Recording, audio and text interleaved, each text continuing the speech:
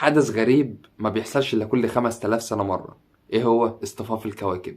يوم 28 فبراير اللي هو اخر الشهر اللي احنا فيه ده 28/2 هيحصل حاجة اسمها اصطفاف الكواكب. في 6 كواكب هيبقوا صف واحد مع بعض، لان المفروض المجرة الكواكب وهي بتلف حوالين بعضها كل واحد في المجرة بتاعته ما بيعترضش كوكب تاني او بيتعامد مع كوكب تاني، بما فيهم القمر وبما فيهم الشمس، لان كلهم بيتلفوا حوالين بعض والشمس بتبقى مستقرة في النص.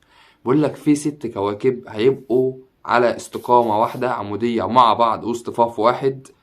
والحدث ده ممكن نشوفه بعيننا المجردة من واحنا على الأرض، بس في الشرق الأوسط، يعني في كأفريقيا، شمال أفريقيا وكشمال آسيا وغرب آسيا. تمام؟ يعني الدول العربية هتشوف الحدث ده من على الأرض. امتى بقى بالظبط؟ يوم 28 فبراير بعد غروب الشمس ب45 دقيقة أو ب30 دقيقة. من 30 دقيقة ل45 دقيقة تفضل باصص للسماء وانت هتشوف الكواكب وهي مصطفى حوالين خط واحد. طبعا الجماعة بتوع الفلك والكلام ده هيشوفوها لأن معاهم مكبرات أو عدسات أو أي حاجة. دي لو أي حد معاه ميكروسكوب اللي هما بيشوفوا بيه الأقمار ممكن يشوفهم ويبقى يصورهم أو يشوف الكلام ده. وطبعا الحاجة دي ما ظهرتش قبل كده في عصر السوشيال ميديا. المرة دي بقى في تصوير وفي حاجات، فهينزل صور وهينزل حاجات كتير جدا. اما بتعامدها مع الابراج، ويقول لك خد بالك من برج الحوت اليوم ده، ملهاش علاقة بالابراج، ملهاش تأثير على البشرية في حاجة.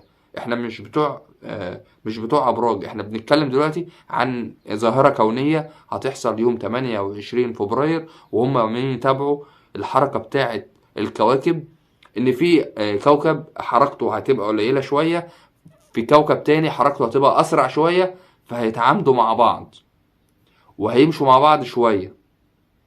في ناس بتقول لمدة 6 ايام، وفي ناس بتقول لك ده كلها ساعة وبتخلص، وفي ناس بتقول لك هتقعد يوم كامل. الله اعلم، برضو احنا مش عارفين. يعني احنا كل اللي نعرفه ان هما يتعامدوا قصاد بعض كلهم ال6 في عمود واحد، وممكن ان انت تشوفهم من على الارض. طب وقتها القمر هيكون فين؟ القمر هيبقى متعامد معاهم برضو. ايه هما ال6 كواكب دول؟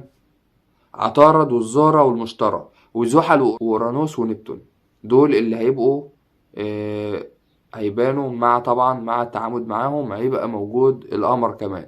فالظاهرة الكونية دي أنا عايزك تستناها النهاردة وتشوف بعينك إذا كان الكلام ده حقيقي ولا مش حقيقي، وسيبك من كل الناس اللي هتتكلم فيها، سواء إذا كانوا لهم علاقة بالأبراج أو الكلام ده أو لهم علاقة بالفلك والحاجات التانية. أنت تستناها النهاردة 28/2 يوم السبت 11 رمضان. استناها النهاردة، افطر ماشي واقعد اتفرج عليها.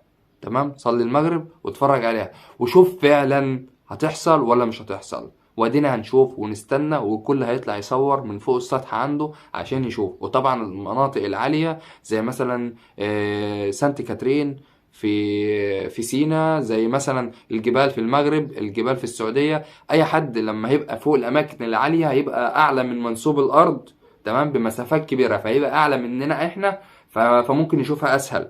فلو اي حد شاف اي حاجه يبقى يصور وينزل عشان خاطر نبقى نشوف الكلام ده. ولو اي حد شافها من الناس اللي هتشوف الفيديو ده، تمام، يا ريت تبقى تبعتولي الصور في الكومنتات او تبعتولي بشكل خاص عشان خاطر نشوفها مع بعض. ولو اول مره تشوفوني اعملوا لي اشتراك ولايك، صلوا على في الكومنتات وفعلوا زر الجرس عشان يوصل لكم كل جديد. والسلام عليكم ورحمه الله وبركاته.